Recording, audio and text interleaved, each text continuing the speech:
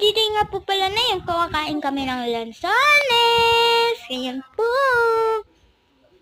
Sabi nga po pala ng pinsan ko, sabi niya, ang atim daw ng kinakain niya. Nako. Talaga maatim. May maatim, may matamis. May sakto lang. Yan, kinuha ko na po yung kalat para di na po makalat dito. Kinuha ko na po para wala na po akong lilinisin mamaya. Yan. Napataas-taas na kamay. Oh, kain na ng kain. Pati ako, kumain na din ako. Inagawan pa ang pinsan. Naku, naman. Yan, kain na ng kain. Hanggat mabusog. Yan. O, diba?